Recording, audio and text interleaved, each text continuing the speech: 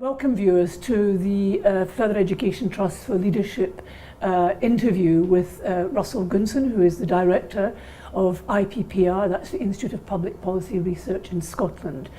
Russell has been doing some projects as part of FETL's research, and of course FETL's research is all about writing scripts for the future. We are an independent think tank dedicated to the leadership of thinking, in the hope that the work that comes from FETL can be offered to all involved in the skills system, the FE and skills system, the education system wider, as ideas for the future, so that we can do the best we can by learners who trust us with their futures.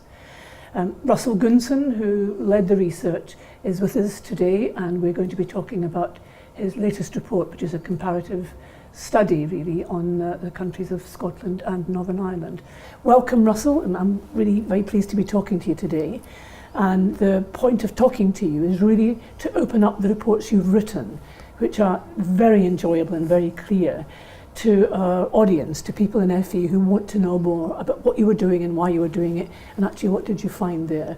So could you start by telling us a bit about the IPPR, Institute of Public Policy Research, and your connection with that and really how that led into the project? Yes, so IPPR, so it's the Institute for Public Policy Research, where the UK's leading progressive think tank based in London, Manchester, Newcastle, and 3 years ago we set up IPPR Scotland based in Edinburgh. So IPPR Scotland has, as I say, just been going over 3 years with one of the few think tanks in Scotland, and it's been interesting as more powers have been devolved since 1999 in Scotland and since the independence referendum of a few years ago. We haven't seen that culture and that think tank sector, and more generally that support for decision making exist in Scotland. So our purpose really is to support decisions with evidence and with new ideas, and we've been able to do that in a good few policy areas, including with FETL on the skills system. Good.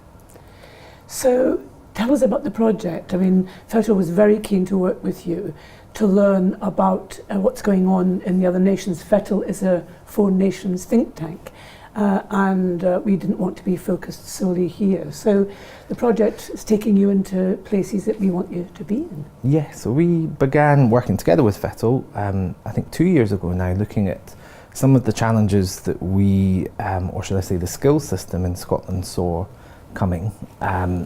We built on that with some work in Northern Ireland with FETL to do a similar, almost equivalent bit of work. So what are the challenges that Northern Ireland and Scotland face? What does the skills systems in each of those areas think are the challenges that it should be wrestling with?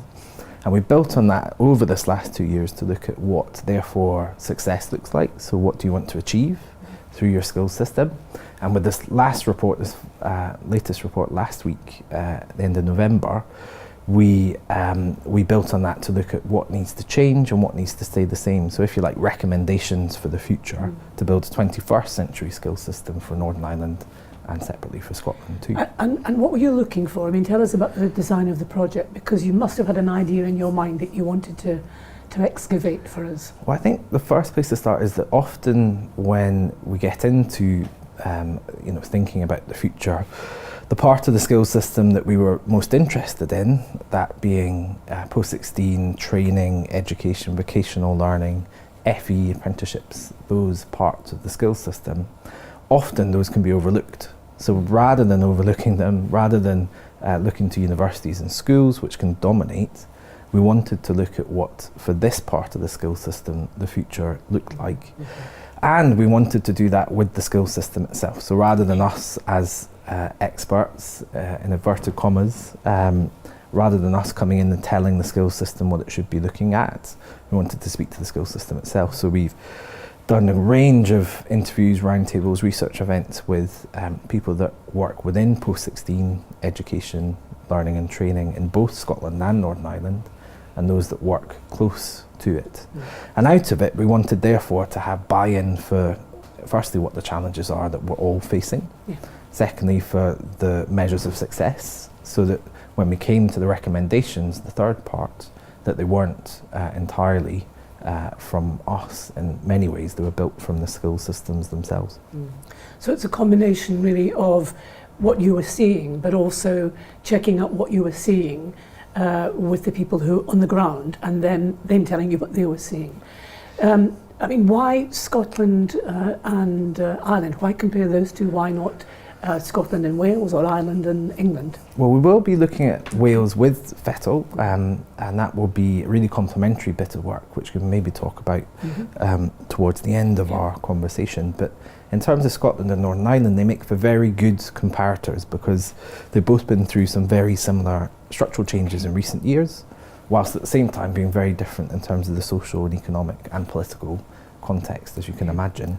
So, for example, college mergers took place a little earlier in Northern Ireland, but in the last 5-6 years you've seen regionalisation, as it's called, in Scotland. You've seen the UK apprenticeships levy implemented in a very similar way in Northern Ireland and Scotland, which is very different to how it's been implemented in England. So change has been, there's certainly factors that have been similar in both Northern Ireland and Scotland, but they've gone in quite different directions in many ways. So we wanted to learn from that so that mutually the recommendations for each could be informed by both the success and, you know, not success yet, should we say, in each, in the other part of the world too. Are there shared issues? I mean, different starts and different pace of development. But are there shared issues coming for both countries, maybe for the whole of the UK, that you think are worth drawing attention to as people go on to make the decisions you talk about? So where we got to with the work is that there are big, huge disruptions coming, and some of these are well trodden in terms of thinking about in general terms, but not in terms of their implications for the skills systems.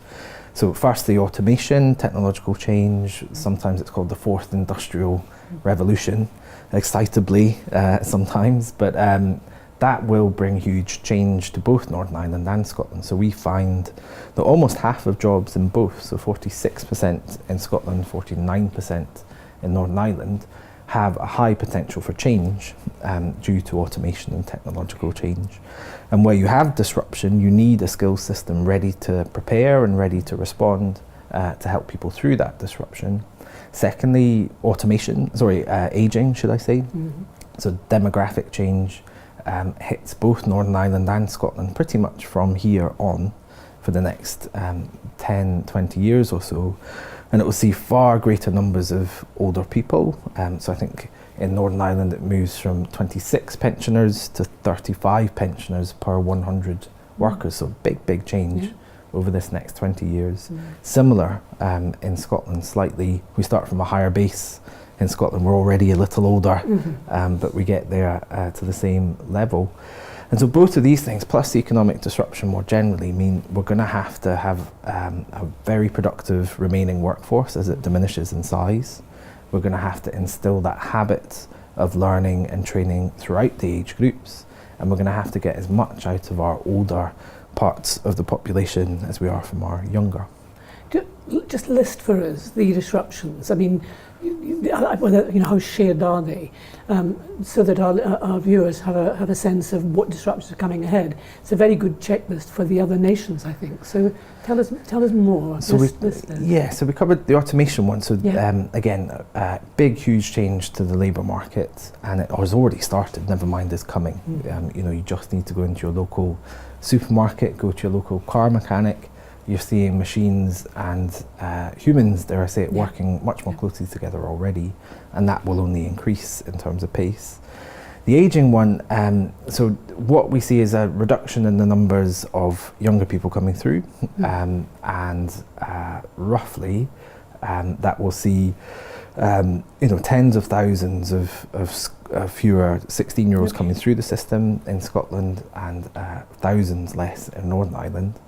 And at the older age group, again, you see some really significant increases, not just between working age and non-working age, so much larger proportions of pensioners looking ahead, but within the working age, you're also seeing demographics hit, particularly hollowing out that middle part.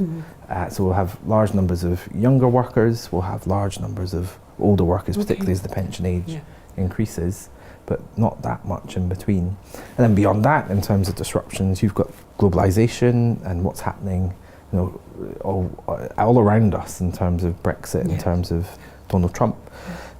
You have likewise climate change, of course.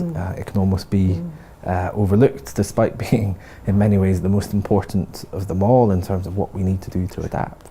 And beyond that, just general economic disruption and political uncertainty. And in Northern Ireland you can see very particular elements of that with the power sharing and devolution currently in suspension, and in Scotland with independence too. So you can see the political uncertainty, the economic, the sort of global disruption that's happening, but there's some particular things happening in Scotland and Northern Ireland that the skills system needs to be there to anticipate, to respond to and to prepare for.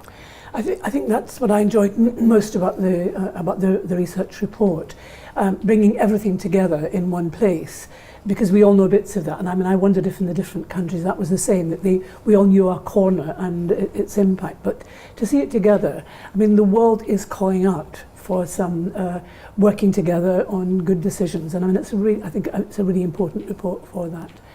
So having done that, having spoken to people, I mean, maybe you could say a bit about, you know, how close in design are they very, very different skill systems, and is an advantage to one more than the other. I mean, firstly that, I think, but then just tell us a wee bit about the response from the different systems. So are they nearly the same skill systems, only in different ratios? So in Northern Ireland, well, in general, I'd say they're not the same. There are similar attributes in both, but not the same. For example, in Northern Ireland, you've seen a much, I suppose, a much more flexible system still, whereas in Scotland, it's been a much more a system that's been focused on young people deliberately and for good reason. Over the last 10 years, youth unemployment has dropped really significantly in Scotland, and you didn't see the scarring youth unemployment that you did see in the 1990s through this recession that we're still recovering from. And they've been open about it as well. Yeah. And they have, and it's been a political and a government priority.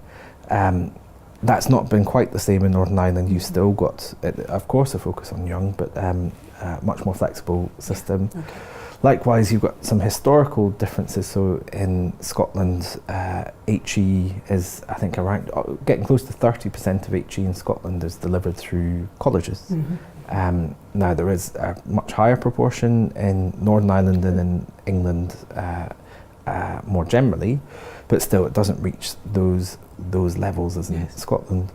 But I think overall, if you're picking up themes, Scotland has become less flexible, more focused on full-time, more focused on young, and also FE in particular has become much more of an academic route, so that around about 3/4 of qualifiers from FE, rather than going into a job, go into further study in HE, which is not a bad thing by any stretch, but it does show you that the system is focused on that.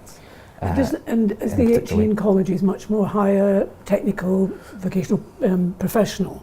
I mean, they're not studying the classics or literature, or are they? Well, there will be a range, so but the HNCs and HNDs do have to be designed with employers. So they are by their nature standalone qualifications that are very useful for people's future. But articulation, so that's a term used in Scotland, less so outside of Scotland, but it's the process of moving from HE in college into a degree study with advanced standing. Given Scotland has a 4-year for good work. Oh yeah, hopefully no time off in between, but yes, time off if you need it for good work. That has been a much stronger feature of the Scotland system than in Northern Ireland. I think counter to that, the teams from Northern Ireland are that they've really used their colleges in particular well. The larger merged colleges are stronger. They've gotten into some of the territories that actually usually are the preserve of only universities, so higher education research and research and development, innovation work and boosting productivity, all of that. The colleges have a role in Northern Ireland in a way that I haven't seen elsewhere in the UK. So you can see the strengths in both, there's good foundations in both.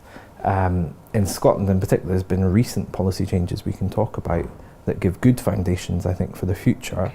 But it's now about, okay, you've got those foundations, what do we build on them? I think the big question for me is, are the learners thriving? I mean, are these routes that lead some places? There's criticism in other parts of the United Kingdom that actually they don't always do that. So Is it working for young people? Is it too soon to tell not to pull the plant up to see if the roots are taking? Give us a sense of where it is in terms of take. So I think the measures that both Northern Ireland and Scotland have for themselves, if you like, use what in Scotland is called positive destination. So if you go on to a job, if you go into further study, if you go into voluntary work, that is seen as a positive destination and therefore success. It's not the same terminology, but similar measures of success in Northern Ireland for young people. We find that in many ways those are not ambitious enough. So around about, I think it's a quarter of young people that are in work in Northern Ireland, just under, are in insecure work. And we know that insecure work may well, and if not, be more likely than not to lead to insecure careers. So we've had a recession, the financial crash of 10, 11 years ago now. That didn't lead to the unemployment that we saw in the 90s, but it has led to a reduction in job quality, if you like.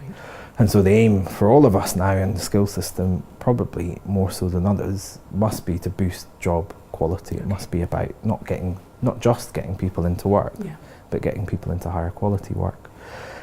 So is it working for young people? Yes, in many ways. There are those positive destinations. Of course, a job is better than no job, but that's probably not ambitious enough for our young people. And the other aspect here is that in both countries, or in both parts of the UK, you can leave the education or the skills system very early. So in Scotland, you can leave at the age of 15, and leave at the age of 15 whilst there's an effort, of course, to make sure people go on to something. Again, those ambitions may not be high enough. So there's thousands of what are, of course, still children out in employment in Scotland that may not be very good quality employment. So if you leave the skills system never to return at the age of 15, that really is not good for you as a young person now. But given those disruptions that we talked about, given automation, given ageing, it's not good for the economy, it's not good for Scotland or Northern Ireland as a whole. Are any of them, or is one of them any better at being good for employers and employment than the other? I mean, do you have a sense of where employers are in the driving seat and actually the economy is improved by the links with the skills system? So I think in Northern Ireland you've seen some really good innovation between colleges and actually their enterprise body called Northern Ireland Invest NI, it's called. And employers, often it started in Northern Ireland, a particular project called Assured Skills, with foreign direct investors. And so the enterprise body was speaking to these organisations hoping they would invest in Northern Ireland, but what they needed was reassurance that the skills would be there if they did. And what Assured Skills does, run by the colleges in Northern Ireland, is it provides a guarantee to the employer, but in doing so a guarantee to the student, the learner, that after, I think it's a 16-week course, they will have the skills needed by the employer, and therefore, of course, their employment prospects will be much higher. But the crucial thing there isn't just those guarantees, it isn't just the sort of contingent nature of the investment. We will invest public funding if the employer will do something in return in terms of employing the learners. It's also that the employer is there right in day by day, designing the curriculum, delivering the curriculum too. So there's those types of examples in Northern Ireland, and I do think that shows a broader trend that the employers are well engaged into the system, or at least parts of it. In Scotland, I think you look at the apprenticeships, so there's been new foundation apprenticeships created and graduate apprenticeships created, all with a drive to boost employer engagement. You've seen reviews, policy reviews, so there's what's called a learner journey review for learning between the ages of 15 and 24 to try and get a system focused much more on the learner and the employer rather than the administrative sort of borders within the system itself. And a few others, and all have been driving that employer and learner engagement in the system. Whether they've borne fruit or not yet, I think is an open question. And I think that's one of those foundations. It's great that we've got certainly the system thinking about this, beginning to organise around these missions, around these ideas. But what we now need to do is push on so that we can see that come to fruition. I mean, an important driver of all this is really the government policies on skills, employment, young people, lifelong learning and whatnot. And I know that you spoke to politicians in both countries and in different political states. How big a difference does that make at this stage? We're seeing government becoming internally preoccupied, I think, is the phrase. Well, yes. Did that make a difference in the countries you were in? Yes. So in Northern Ireland, of course, parish sharing has been suspended for the last couple of years or so. So the politicians are still there to speak to, but they're not in position, if you like, to make change and to make decisions that in many ways are required. It doesn't mean that all change needs the politicians in place. There are things the school system can do. But for the big significant transformative change, we will need to see that rectified. And of course the civil servants are still there, and whilst they can't do transformational change, they can do some. But Brexit is dominating not just in Northern Ireland but across. In Scotland you do, I think, a lot of the drives through these policy reviews, through the things like the Learner Journey review, the Wood Commission was another one, and a few others. The politicians have been, I think, central to driving that. And yes, that culture, I think, of certainly, not that you need it, but the permission for the system to bring learners and employers right into the heart of it has been given. Again, we now need to take it from there. I think for the big, if there was one or two big sort of findings from the report, from the work, it is that these disruptions that we've talked through already, they mean that we do need to focus on, firstly, the skill system. The skill system needs to have a priority that maybe it hasn't always had in the minds of politicians and others. If you are looking ahead to automation and more generally disruption, then a strong skill system ready to prepare people, ready to respond when change happens. The terms, I'm not sure I like them, but reskilling and upskilling are going to be very, very important in the future. So that's the first finding, if you like. If you're facing these big disruptions, the skill system is one of the most important ways you can get ready for them. Beyond that, it's lifelong learning within the skill system that becomes really important. So yes, we may be letting down young people now, despite having a focus on them, particularly in Scotland. But looking ahead, we can't just focus on young people. We have to focus on young people plus people further up and further into their careers. So a revolution in lifelong learning, it would be, in both Northern Ireland and Scotland, is what we need, so that we're almost working with people throughout their lives, throughout their careers, and so that in many ways people don't leave the skills system. One of the things that pleased me about the report was, unusually I think, you included the skill system as part of lifelong learning. And I'd become accustomed, as they say, to having discussions about lifelong learning and the skill system. So your way of including that, was that automatic? Did you have some sight of hope that actually it can be seen as a whole system and not a system with addenda? Yes, I think it's very important to see this not in isolation, not in parts. And I think in part you can create a hierarchy which becomes very, very unhelpful to the learner and to what we're all trying to achieve if you do those things, if you fall into those traps. So looking at it as a system as a whole, looking at it from the point of view of what you're trying to achieve here, what also are you facing here, is the reason that we ended up not separating off sort of adult education or community education or lifelong learning more generally from the skills system itself.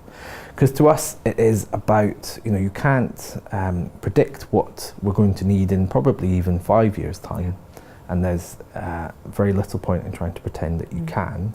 So what you have to do is embed and imbue the skills that people will need, the resilience, for example, the capabilities that learners will need throughout their careers, so that they can help themselves, help the economy as a whole to manage these changes that will be coming. You can't plan it centrally anymore, if you ever could. So I am hoping you'll talk a wee bit more about what you've learned. So having done these two countries, both separately and then together in comparison, what's emerging for you about shared characteristics, shared clues for change as we go forward?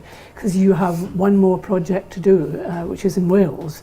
I'm delighted about that. So what have you learned so far from the approach that you've taken? And actually, what is it telling us all about the system and then you're going to go into Wales to test things even further. So recommendations? Yes. So recommendations. So we tailored them absolutely for given the way we've described the process. It would be very strange to come out the other end with 5, 10 recommendations that were exactly the same in Scotland and Northern Ireland. So in Northern Ireland, what we saw is there was a need to bring this together. Now, some of that can happen without politicians. Some of it needs the politicians back in place. But by that, I mean bring it together around the things we're trying to achieve. So not architecturally, not in terms of how it's administered, but let's focus on what we're trying to achieve through the skills system and focus schools through to universities and everything in between on trying to achieve those things. So for us, that recommendation was around deciding and agreeing missions for the skills system in Northern Ireland and bringing that together, bringing the whole of the post-14 really education system together to really concentrate on those missions so that we can get collaboration rather than competition, because that was one of the big, I suppose, downsides in Northern Ireland. There was pretty unhelpful competition between different parts of the system. And I think the obvious, we talked about it, but an automation and an ageing theme to that has to be there. Beyond that, looking at how we can increase the compulsory, so rather than the schools leaving age, which is what we have in both Scotland and Northern Ireland of 16, looking at a skills leaving age of more like 18, so that you learn as a child, whether in the workplace or in the classroom, all the way up to the point of adulthood. Beyond that, looking at older learners and trying to get Northern Ireland up to some of the levels we see in the Nordic countries and in Singapore and across the world, where they really are beginning to wrestle with these disruptions. What they've done, one of the biggest responses, has been to increase the participation rate for over 21s and over 25s. Quite right. And so yes, that's a big theme and a big recommendation for Northern Ireland. In Scotland, there are similar themes, but we've tailored them to where Scotland's at. And so, there's been a lot of work bringing skills and enterprise together in Scotland. We don't need to recommend that to happen. There are outcome agreements. We don't need to recommend that. But very much looking in Scotland at what we can do in a similar way to, as I've described in Northern Ireland, but through different means, to focus people's minds and energies on automation, on ageing, on disruption more generally, and on a real focus on lifelong learning rather than a pure focus on the young. And in Scotland, one of the key recommendations for us was a new route. So we don't think it would necessarily be required in Northern Ireland, but in Scotland, there is a gap. FE has moved very much for good towards a route that continues people's education. We've seen apprenticeships, but we're not convinced that they are the right route for people over the age of 21, 25, or more accurately, people that are further into their careers. Do we need something else to the side of HE, to the side of FE, to the side of apprenticeships? And what our recommendation there was looking at a technical education route, so TE, modularised, fully flexible learning, so that we can lower the barrier to entry to the skills system for both learners and for employers, all the way down to small and medium enterprises. So that's, I won't talk through them all, but that's a good flavour of some of the recommendations from Scotland and Northern Ireland. And we hope in the new year, when we start the work in Wales, we can not only update some of the work that will be continuing through government and through more broadly action in Northern Ireland and Scotland, but we can begin to apply the process and the learning from Northern Ireland and Scotland into Wales, and hopefully get a really good cross-fertilisation across all three. Is there more to say at this stage, because it's not started yet, about the Welsh project? You have been working now in two countries. You have refined things as you've gone. You've been learning as you go and seeing what else needs to be looked at. Any advanced news about what will happen in Wales? I think it's mainly about approach. So I think in Scotland and I think in Northern Ireland, the default position is to compare to England, and if you're lucky, the rest of the UK as a whole. I think it's really interesting to compare almost sideways across the devolved nations and administrations in the UK, because we have this laboratory in many ways. They've been devolved, the skill systems have been devolved for some time in each of the three, We have very different policy in each of the three. In many ways, Wales, at a glance anyway, looks to be ahead on some of these things and behind in others. So what can we learn, and how can we bring some of the learning from Northern Ireland and Scotland into Wales, but crucially extract some of that learning for the rest of the UK too. So really exciting, I think, to be working in Wales. I think, again, it will really complete the work and ensure that we're not always comparing to the bigger partner in the UK, if you like, but looking at some of the more equivalent comparisons too. Fettel's been delighted, I think, to be taken through the looking glass to look at England, because England, of course, has been, as you say, it's kind of the default position. And I don't know if we can entice you at some later stage to kind of do something about that, but I mean, it has been really helpful.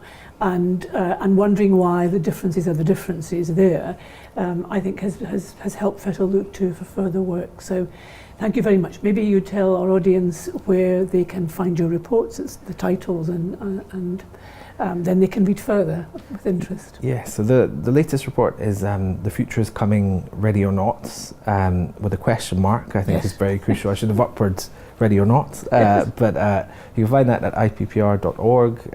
You can find that on the Fettel website too. And we're really keen for this not to end at the point of publication. So, you know, a research report is very important. It gives the evidence, it captures the learning of the work, but it will not do anything in and of itself unless it's active beyond the point of publication. So once people do read it, and for those that already have, if you have questions, if you have thoughts, if there's things you can pick up, then do please get in touch, and we would love to work with you. Okay, thank you very much, Russell, and thank you for the work and the enjoyable reports too. This is part of a series, colleagues, that Fettel calls Scripts for the Future. We are very keen to be as helpful as we can be to our own colleagues, to particularly our own colleagues, our own professionals, but also to policymakers, to politicians, and to the partners in the skills system. So you will find the reports we've referred to there. But any ideas, any comments, please get in touch with Fettel. The address is following this interview, and let us have your views. And again, thank you very much indeed, Russell. Thank you. They're great reports. Thank you.